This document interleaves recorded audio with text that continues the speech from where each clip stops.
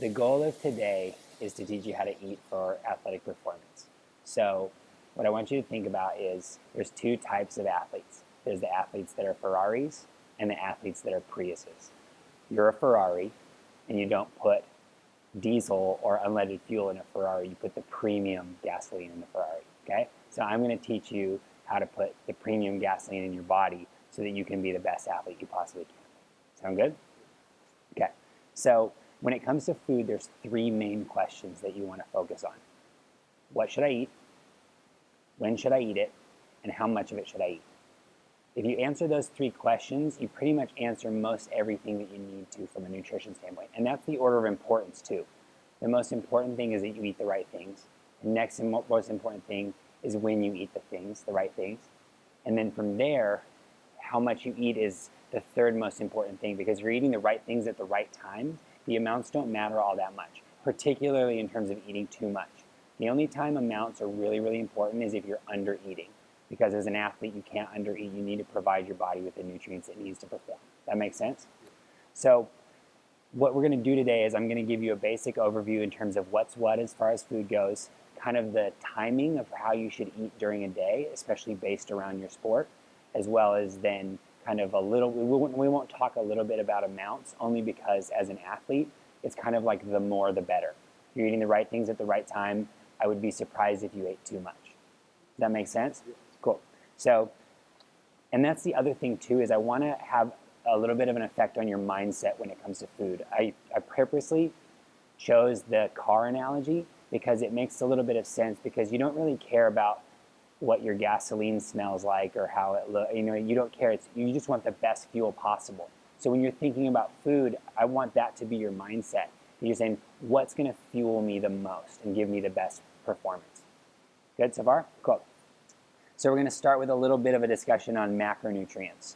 So if you flip to the second page, this is what we call our power foods list.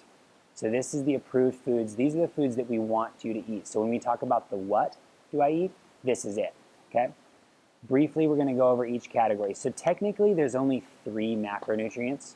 Everything falls into either proteins, carbs, or fats. But we're going to keep, for our own purpose, a separate category of vegetables, because there's fiber as well, and so like your fibrous veggies and things like that, we're going to keep that in a separate category, even though some of them veggies have some carbs or some proteins or some fats in them. We're going to keep that as its own category. Okay, so let's start with protein. I'm just going to give you, and my goal today is not to turn this into like biology class. It's mostly to tell you kind of what to do, but I'll give you a little bit of the reasonings. So proteins, you want to understand what they are and why they're important. So proteins are made up of amino acids, and these are essentially the building blocks for the body. So we use it to make stuff. That's important because when we talk about the way food affects your energy, it's important to understand the distinction there. So think of proteins as building supplies. You're making your proteins, you're making your muscle, you're using that to repair muscle tissue, you're using that to build hormones, you're using that to build neurotransmitters. And so that's sort of the supplies that you need to build what you need inside the body, okay? The next one's fats. Fats are important for a couple of reasons. They help you, for one, you need them to help absorb nutrients. They can help you absorbing what are called fat-soluble vitamins, things like that. They help with providing protection for your organs, as well as they're a pretty potent energy. Fats are a pretty potent energy source as well. The last one is carbs. Now carbs, as you can probably guess, is an energy supply, right? You've heard that before probably. Carbs are for, we burn energy, but they can do a lot of different things. They can help in a lot of different ways. You can use them to help with your energy levels. You can use them to help with your sleep. You can use carbs in a variety of ways. But that's going to be, particularly as an athlete, using carbs in the right way is going to be where you kind of get the biggest advantage. Okay. So, and then vegetables, two things. Fiber that comes from vegetables is really valuable, as well as all the antioxidants and vitamins and things that come in your vegetables. They do other things too. Vegetables are going to help alkalize the body, which basically is, in the short explanation, is that's going to help with absorbing nutrients as well. So by eating lots of greens and things like that, you're actually going to help your body absorb the proteins and things that you need to build muscle and get stronger and such. So, and by the way, you guys can ask questions at any point. If I breeze over something or I say something that doesn't make sense, please let me know. Any questions so far? Okay, so then flip to the last page. This is the what not to eat. Now, there's real quickly, just for your purposes, this is what we give to our clients as well. There is a different version of it that we give people, but in the short thing is there's a few things on here, like the brown rice, oats, and quinoa. We put on there only because sometimes from a digestive standpoint that can be hard for some people. I'm not going to tell any young athlete not to eat oats or quinoa or rice, brown rice. So those three things are okay. And there's a few other things on here, like not all of these are as bad. Obviously, like some of the like high fructose corn syrup, the sodas, some of the dairy stuff can be worse than others. You know, like rice and canola oil are not on par with each other. Rice is better for you than canola oil. So, but as a general rule of thumb, eat the one list, don't eat the other list, and then with the exception of maybe some of the starchy carbs. And then if you have questions about anything that's not on either list, you can just ask us, okay? So that's kind of the what's what. So now that we have the what's what, we're gonna go a little bit into kind of the when in terms of what you wanna eat. Now, before we do that though, I wanna mention, and on the handout, you'll see where I've starred energy substrates. What that means is, which foods can you burn as an energy source? And that's an important concept because what I want you to do is when you look at a meal too, I want you to start thinking about the energy value of that meal. Proteins, those are supplies, those are building blocks. Protein is not necessarily a fuel source. Your energy substrates are going to be your fats and your carbs. Those are the two that we burn as an energy source. So while eating protein and vegetables only will likely get you really shredded, it's not going to provide you the energy you need to perform. So you need to look at it in terms of like when you look at a meal, you have to look at where's my energy coming from in this meal. Does that make sense? So, and it's not always going to be a perfect science in terms of by meal, but if you go a day where you don't have any carbs or any fats, that's going to be a problem because you're going to be then relying on your body's stores instead of providing the fuel for it. So that's just an important concept to have in your mind is which foods are going to give you the most energy. Now we're going to talk a little bit about what we call nutrient timing. So you can eat certain nutrients at certain times to affect your energy levels and affect your performance and affect your sleep and all of those things. So the simple rule of thumb for an athlete is you have to have protein at every meal, okay? Protein, protein, protein, because you're doing so much activity, you're working out, you're breaking your muscles down, you need to repair the tissue and all of that stuff, so you always need proteins. You're going to be burning through amino acids and things because of your level of activity. So lots and lots of protein, okay? So that's constant, all 3 meals. And then we're going to eat fats early in the day, and we're going to eat carbs later in the day. The reason for that is that fats provide a really good energy source, and they keep blood sugar stable. Do you ever eat like a really big, do you remember Thanksgiving dinner? You know how everybody wants to fall asleep after Thanksgiving dinner? They're like, oh, because the tryptophan in the turkey. And it's not really because of the tryptophan in the turkey. It's because they just ate 750 grams of carbohydrates in one sitting. And then what happens is you eat all the sweet potatoes, and you have the pumpkin pie, and you're having all these carbohydrates, right? And then your blood sugar spikes. And then what happens is your body produces a hormone called insulin, which helps take the sugar out of the blood, and then your blood sugar drops. And now you're like, that's when you fall asleep on the couch watching football, right? So it's understanding what blood sugar does and how that affects your energy levels will help you make more sense of why we eat this way. So when you're eating fats, that's a good energy source, and it doesn't cause the unstable blood sugar. When you eat carbohydrates, it's going to cause that change in your blood sugar, so you have to eat it at the right times. So for example, when you wake up before school in the morning, if you eat a bunch of pancakes with maple syrup and everything, then you're going to go and in your 10 a.m. class, you're going to be like, by mid-morning, you're going to be tired. But if you eat a healthy breakfast that's rich with proteins and fats, you're going to have better energy levels, your mental focus is going to be better, and that's going to help carry you a lot further through the day. That makes sense? So, as a general rule of thumb, breakfast is always going to be proteins and healthy fats. So let's look at your sheet, and let's talk a little bit about what that looks like. No, the foods list. Yeah. You should always listen to your mom. She knows. So you're gonna look at proteins and healthy fats. So what does that look like? Well, if you notice, eggs are on both the proteins and the healthy fats. Because with a whole egg, you have both protein and healthy fats in that. So scrambled eggs is a great breakfast. You can add chicken to your scrambled eggs. You can add ground turkey. You can add other things like that. And you could do avocado. That gets your healthy fats. And so you're gonna get breakfast going like that. Another thing that sounds kind of weird to a lot of people, but just eating meat or fish for breakfast. So if you're making dinner and you're grilling hamburger patties, you might as well grill 2 extra patties, because that with either an avocado or a handful of cashews the next morning can be your breakfast. Which sounds a little bit weird, but again, remember, we're thinking of it, what's going to give us the most fuel? What's the best gasoline for the car? And so proteins and healthy fats for breakfast. You can do vegetables in the morning too, but we emphasize them more when you're having lunch and dinner. The main thing at breakfast is just get your protein, get your healthy fats. Good with that? Okay, so now let's move to lunch. And again, we'll talk a little bit about the way your workouts and your practices play into this, because that can change the schedule as well. So for lunch, same idea, proteins, fats, but adding in vegetables. So proteins and fats, because again, we don't want you to get sleepy in the afternoon. Like a lot of times, like, Mom, do you ever get back from lunch and you just kind of want to nap? Is that same idea, right? You ever get that? Yeah. You have lunch and you're like, I just kind of want to take a nap now. You're so tired. Again, that's the blood sugar thing.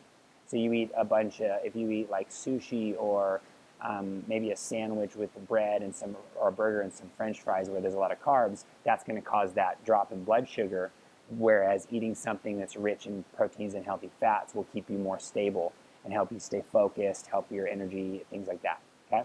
So, and again, there's a bit of a variation too in terms of what type of an athlete, in terms of what their goals are, what their body composition is like. Like, you're lean, you're active, you're fit, so you can get away with more carbs at more places.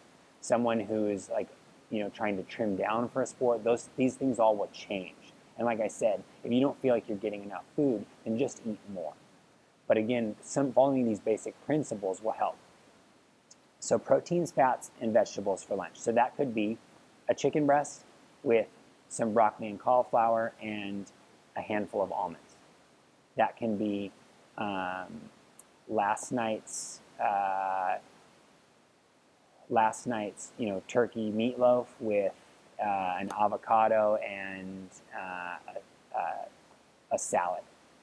I like to do salads with like oil-based dressings, like a vinaigrette, something like that, because the olive oil is one of your healthy fats too. So that can help that too. And realistically, you might want to throw some carbs in there too, just depending on your level of activity for that day.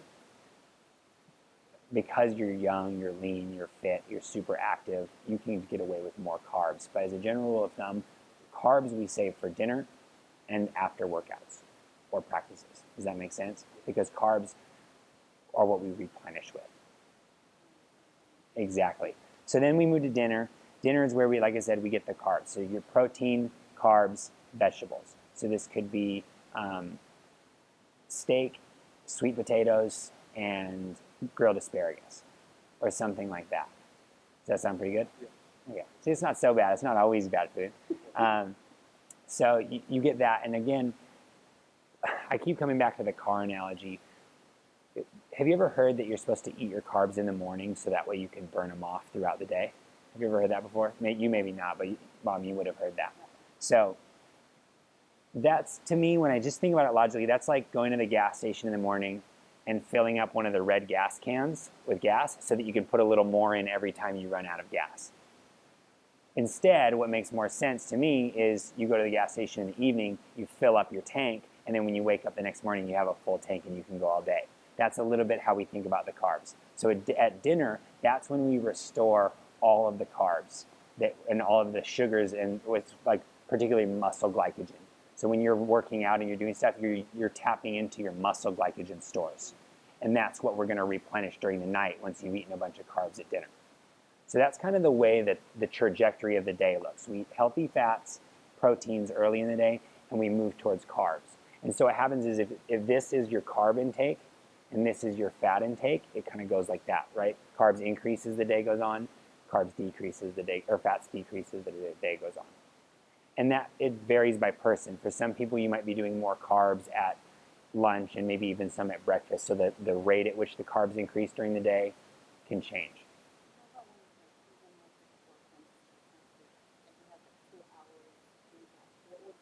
Cool. Let's save that for when I talk about workout nutrition. Because then I'll talk about timing and be like, okay, and I'll like walk you through exactly how it works with your schedule. But just so you understand kind of the trajectory of the day, right? Good with that?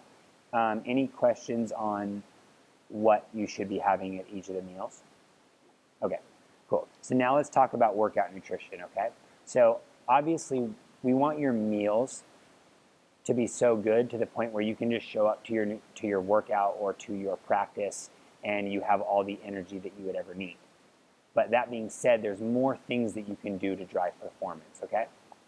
So let's talk a little bit about workout nutrition. And I think this will be really important for you just because of how important lean muscle mass is going to be. Because what you hear about people talk about burning muscle, right? You don't want to burn your muscle, you don't want to burn your muscle. The branch chain, the BCAA stands for branch chain amino acids. And what that does is, I know I said, I'll backpedal a little bit. I said protein isn't an energy source, that's building blocks. However, there are 3 amino acids. They're isoleucine, leucine, and valine. And those 3 amino acids your body can actually use as a fuel source.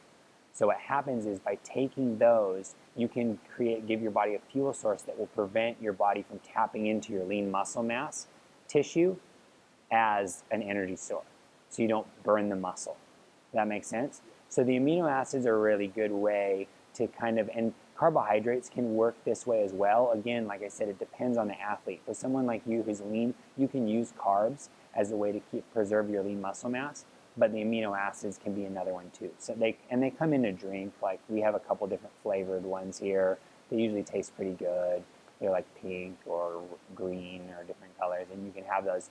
And you can drink those before and even during your workouts and practices. And it's just going to help give your body some more fuel because you're going to burn through stuff so fastly. So when you talk about the glycogen stores, someone like you is going to deplete their glycogen stores and burn through those faster than most people because you're young and super active. That makes sense? So that's one of the things you can do pre-workout is taking amino acids. That helps. And then after your workout, proteins and carbs. So protein shakes, you have them when you're here working out, right? So you have the protein shakes. You can do a whey protein, or if you have any issues with dairy, you can do a plant-based protein. We call it a vegan protein. So if whey protein is great, particularly if you're trying to build muscle. If you have any issues with dairy, use a vegan plant-based protein powder. Then you should also do carbs. Carbs can look a few different ways. You can use a carb supplement, like that we have here. The one we have here is maltodextrin and dextrose. There's other ones like Vitargo, waxy maize. There's different carb supplements, or it can be food.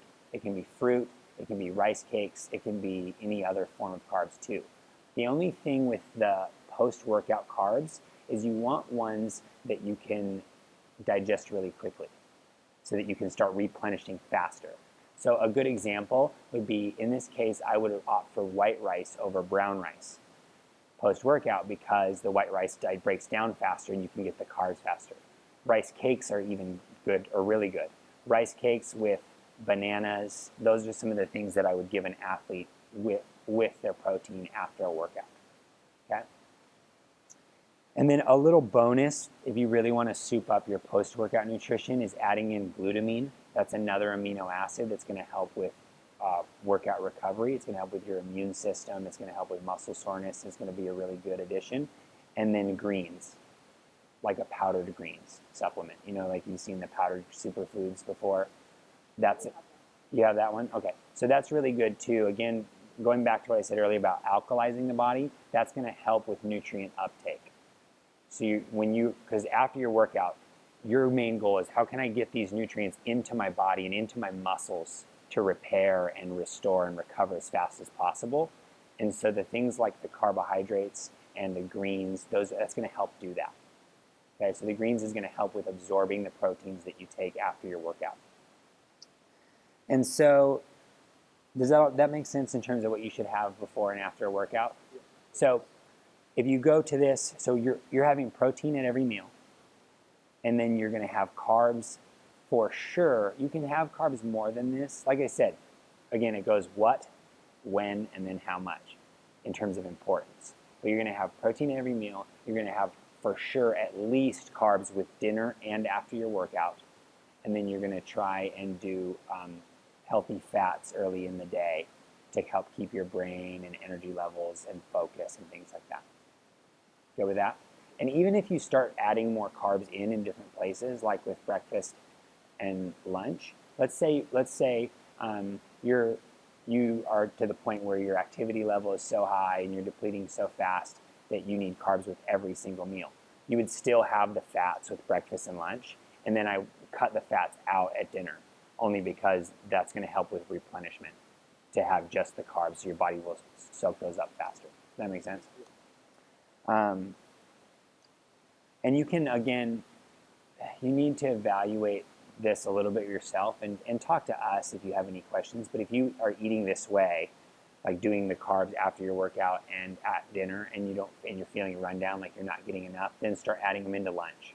And if you still don't feel like you're getting enough, then add them into breakfast and things like that, or eat more at dinner, eat more after your workout. So it's going to eventually become kind of a numbers game, like in terms of that's why I say the third question is how much, because eventually you need to look at what's the right amount.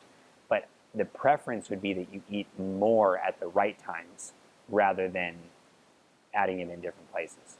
So when it comes to dinner, you're going to eat carbs like it's your job. Okay? You're going to eat carbs till they're coming out of your ears. You're going to eat all of the rice, all of the sweet potatoes. Sweet potato fries is a good way too if you get them, as long as they have good ingredients, like get good stuff. But you just want to eat lots and lots of carbs at dinner. Okay? That's where you get back everything you lost during the day. Cool? All right. So let's talk a little bit about your schedule. So some days you have multiple sports, multiple practices, multiple activities, right? So that's when the post-workout nutrition becomes really important. Okay? You still want the protein. You still want the carbs, but the challenge is you want faster acting carbs, so that way you can get them kind of into your system faster, as opposed to something that's going to break down slowly. So that's when I use things like honey, bananas, and some of the more sugary foods. Without going into the biology, the higher sugar is going to help push nutrients into the cells faster. Does that make sense? So if you finish, so give me an example of what that would look like for you.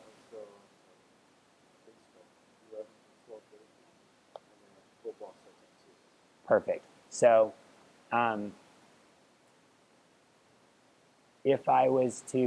if you're going to go from baseball 11 to 12:30 and then I have football at 2, I would try to eat a real meal. So eat, but the meal is going to look more like dinner than it will like lunch. So you just be like, you want to get some protein, you're going to want to get some healthy fats, possibly, and you're going to want to get some carbs for sure.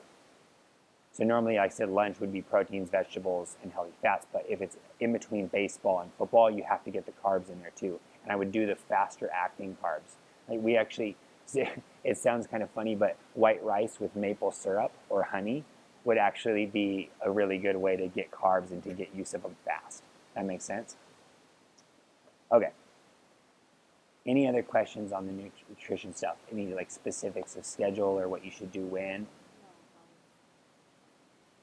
Okay, yeah, so that's the thing. And again, like I said, make sure you're eating the right things. Make sure you're eating them at the times when it's most valuable. Like when you eat your carbs, eat them when you can get the most out of them. And then when it comes to how much, start with too much, honestly. I would rather you overeat than undereat from a performance standpoint. Later in life, you want to talk about like building muscle or getting leaner and things like that, that's a different story. When you're talking about body composition, that's a whole different conversation. When you're talking about performance, and they're linked, obviously, right? But we're talking first and foremost, how can we make you a better athlete by eating well? What's the best gasoline for the Ferrari? Cool. Really quickly, I get it. You're a kid. You should still have those times where you eat pizza and In-N-Out and things like that. But just keep in mind again what the purpose is. Like I said, there's two ways you can look at food. You can look at it as fuel, or you can look at it as like enjoyment. And you should still do those things, but do them at the right time. So if you have a tournament on the weekend, do it after it's all over. You know, when it's not gonna slow you down. You know, like if you want to go to In-N-Out or you want to have pizza and those things like that, still, you know, enjoy yourself, but don't do it all the time, and don't do it when it's going to have an effect on you. If you have a game Thursday, don't go out to In-N-Out Wednesday night. You know, go out Thursday night, and then, you know, when you have a game Saturday, it won't have as big an effect. Cool. Any other questions?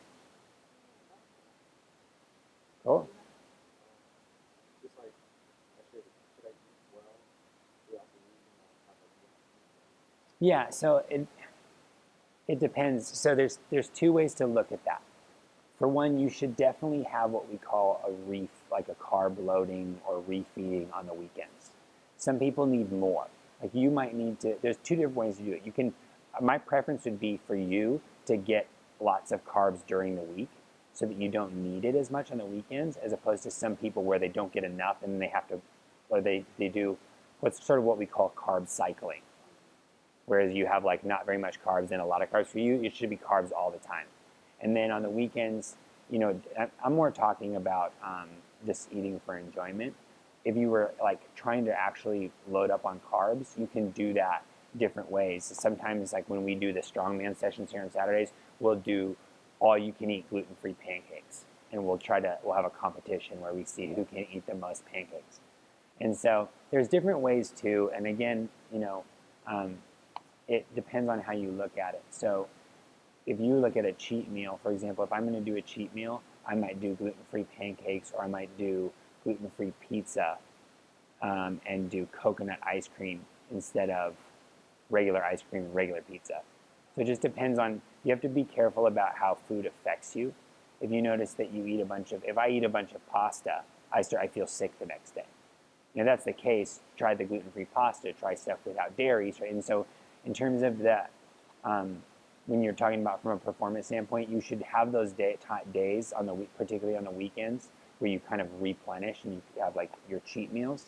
But they can be, you know, if it's just pizza and Coke, that's different than if you're having like, you know, a healthy meal, but with like, one of my favorite cheat meals is, have you ever been to the Counter Burger?